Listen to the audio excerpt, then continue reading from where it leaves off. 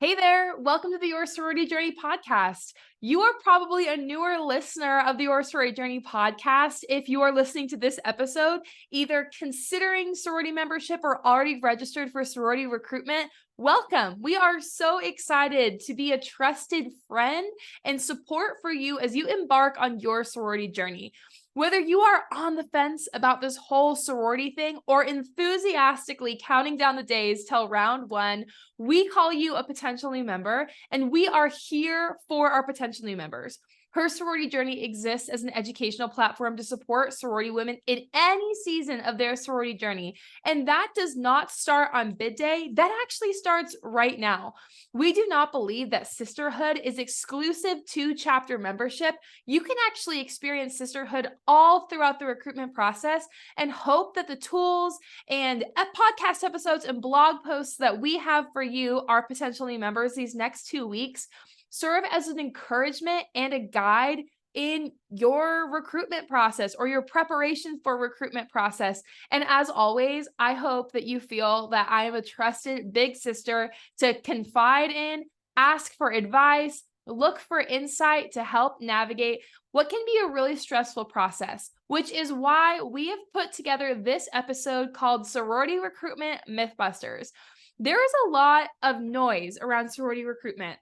You might have seen the Bama Rush documentary that came out earlier this year, or maybe your senior year of high school or your last year of college, you watched the whole sorority TikTok OOTDs before recruitment go down.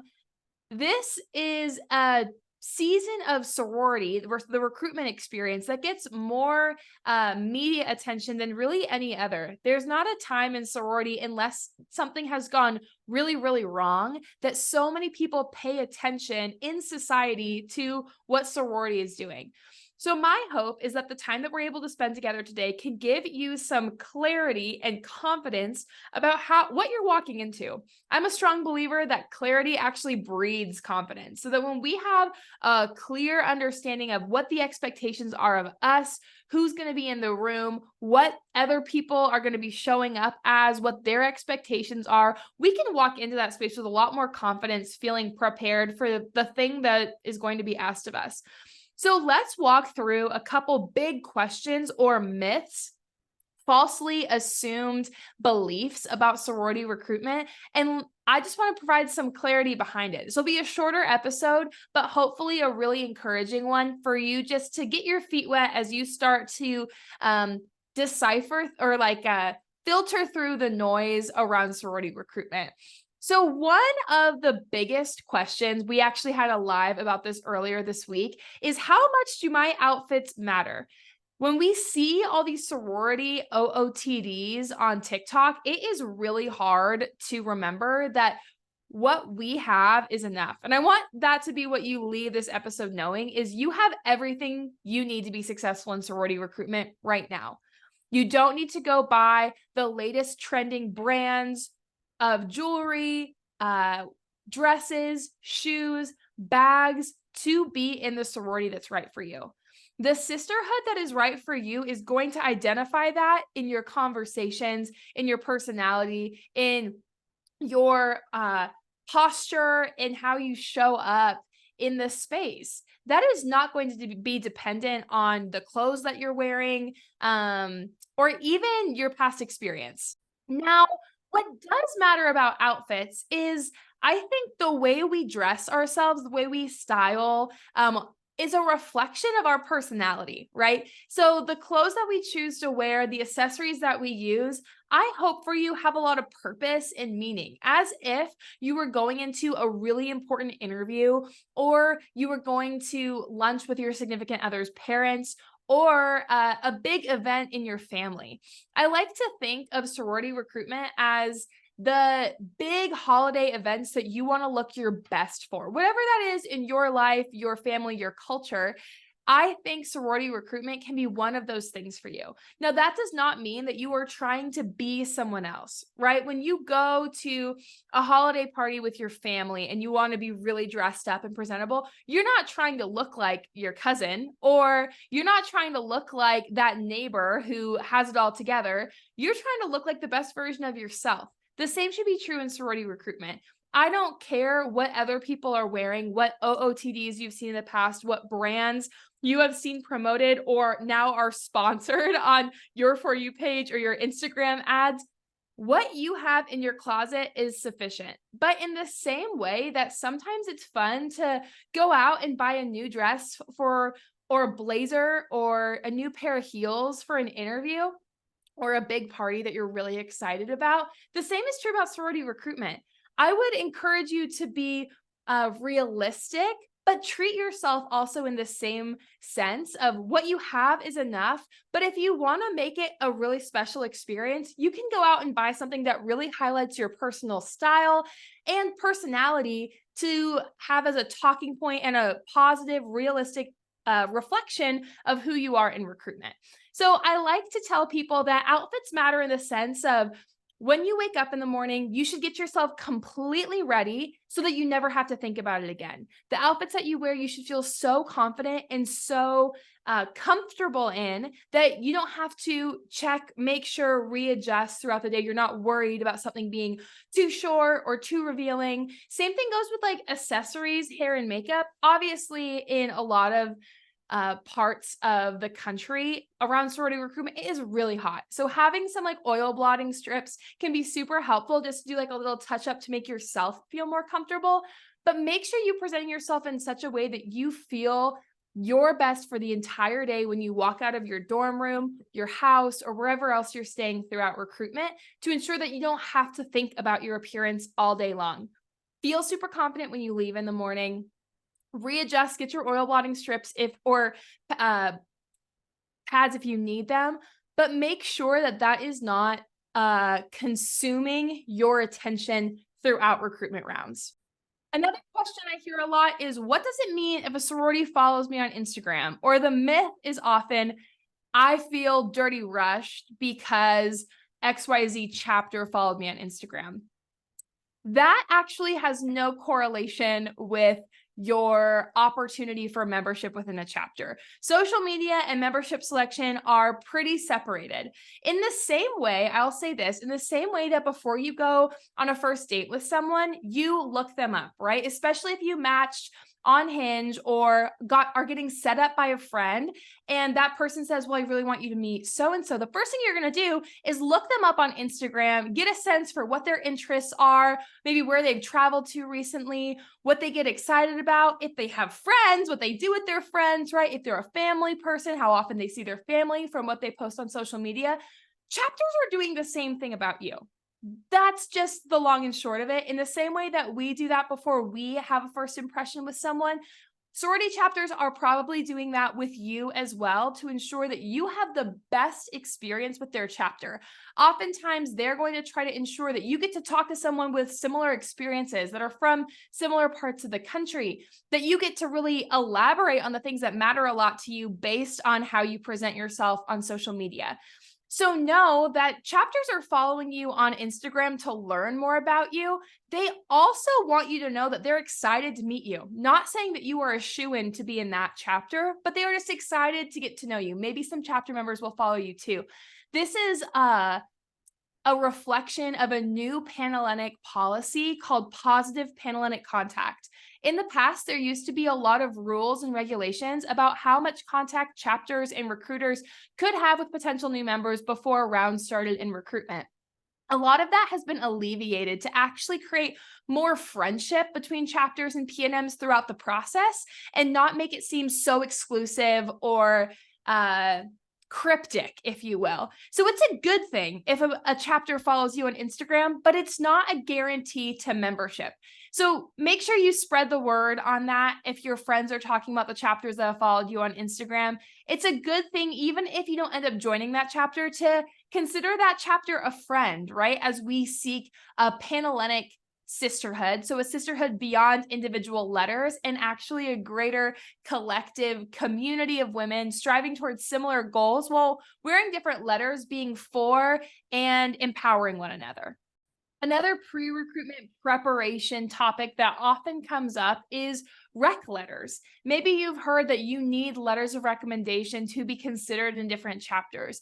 That really depends on where you're going to school. So some areas of the country, letters of or like recommendation letters carry a lot more weight than others. I also know a ton of national organizations that have done away with the requirement for potential new members to have recommendation letters before being offered membership into your organization. So know that they carry significantly less weight than they used to, but it's helpful to do a little bit more research on the campus culture and if they are a requirement. Something that's really fun that can come from recommendation letters is networking. And this is like also another extension of sisterhood pre-bid day, right? And how sisterhood is not exclusive just toward the official membership experience, but how it can actually start through recruitment. Getting to know alumni who are part of chapters on the campus that you will be attending or considering sorority membership is such a great way to continue the multi-generational nature of sorority membership. So while it's my hope that you don't lose sleep, stress out, or absolutely go crazy trying to get a rec letter for every chapter, I don't think it's necessary. I do think for those that you are able to get, it's really a fun opportunity to ask them questions about their sorority journey, the impact that their collegiate membership has had on the rest of their lives, and how they still stay connected with some of their sisters. Those stories might be great for you to bring up throughout the recruitment process or just hold on to as motivation when recruitment gets a little hard. Another element of rec letters that often comes up in that same conversation is recruitment coaches. Now, recruitment coaches or consultants, that whole concept came up quite a bit in the Bama Rush documentary. I think it's really important to know that that is not in any way, shape, or form a requirement or something that you are missing out on by not having. While I love that there are people in the world who have made it their career to support women like you in the really vulnerable and stressful couple months leading up to sorority recruitment, a really stressful process, I actually think the process of um, hiring one of those coaches or consultants creates much too much stress and pressure on you in the process. It was really hard for me to see in the Bama Rush documentary how much assimilation they were trying to accomplish from PNM to PNM. It's really hard to highlight your own personality and interests and lifestyle when there is a conversation around making sure that it fits within these boxes of conversation topics, mimicking other people's resumes, or even like photo stage postures, right? Like so many of those photos that they were taking felt so staged or unnaturally posed. I want you, if you have to submit a photo, to submit a photo that you feel so confident about, that you love of yourself, right? As you fill out your resume, talk about things that you actually get psyched about, right? That actually mean a lot to you, not just things that you have done in high school to check the box to get into college. Sorority chapters want to have conversations with you that aren't scripted.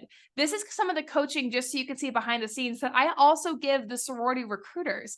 How do you talk about your sisterhood from a sense that's so organic and authentic about the memories and the experience that you've had, not the calendar of events? So on the flip side for you all, my encouragement would be less about trying to script your conversation points about things that you've accomplished, things you're passionate about, and actually just speak from the memories of those friendships or experiences and why they mean so much to you. A great tip that I have that doesn't require a recruitment coach or a recruitment consultant is actually just making a list of maybe some of your closest friends and the most impactful memories you have with them, to talk about how much relationships matter to you and have those just like fresh on your mind. Same thing goes with experiences. If it's a leadership role that you held in high school or your first couple years of college, maybe it's organizations that you volunteered for or other things that you're passionate about or have spent a lot of your time and energy dedicating to. If it's a sport, instrument, an activity that you are really interested in and want to continue in college, or anything of that sort, having those ready to talk about just from listing them out before can help get your brain so familiar with things that matter a lot to you without actually scripting out your response to various questions. Lastly, I think that there's a myth that you have to have had a lot of leadership experience in high school or maybe in your freshman year of college to receive a bid to a sorority, especially one with the prominent leadership focus or with a lot of leadership opportunities. You can be excited about being a leader in your sorority without having been your senior class president in high school or without being the chair of a club that you loved. I think loyalty to anything of any capacity is a form of leadership. You don't have to have your title on something to show leadership qualities. So when you look back at your life and you think about the things that you have devoted a lot of time or loyalty to, those are great things to talk about when you are asked what kind of leadership experience you have or what kind of leadership aspirations you have. Maybe you haven't had a titled role in the obligations or involvement that you've had in the past, but you desire to have one. Maybe take a second on the Panhellenic website or look at a couple of the chapters websites on your campus and see what kind of leadership positions are available and how you could use your experience of being super loyal to a club, organization, activity, sport, instrument, whatever that is, and how you could apply that to one of those positions. Sometimes your major might have some overlap with leadership opportunities as well. The point that we really wanted to make, looking at a lot of these different myths and big questions that we see approaching sorority recruitment, is you do not have to work the system, pretend to be someone you're not, or pull any kind of tricks out of your sleeve to end up in the sisterhood that you're supposed to. Listen, you want to be in the chapter where you're wanted. And I think throughout the recruitment process, even in my experience as a potential new member, when I was not invited back to different chapters for different reasons, I remember thinking to myself, maybe I shouldn't have worn those white pants. Maybe I shouldn't have worn those glasses. Maybe I shouldn't have talked about sustainability in Portland. Maybe I should have dressed a little differently, catered my conversations, been more prepared, handled this transition between recruiters better. Listen, your sorority journey will not be impacted or hindered by, your sorority journey will not be hindered by factors as small as what you wear or small comments that you make. Your sorority journey is impacted by how authentic and true you can be to yourself. You will find the right chapter for you, and the right chapter will identify you as a good fit for their sisterhood when you are true to yourself, when you represent yourself in how you present yourself and how you tell stories about who and what and the different factors of your life that has made you who you are, and the trajectory that you want to see your life have and how sorority could play a role in that. That is it. That's as simple as it comes. So there's a lot of noise when it comes to recruitment. There's a lot of people who want your attention. There are a lot of voices that are trying to direct you to go one way or another. Try to mute them.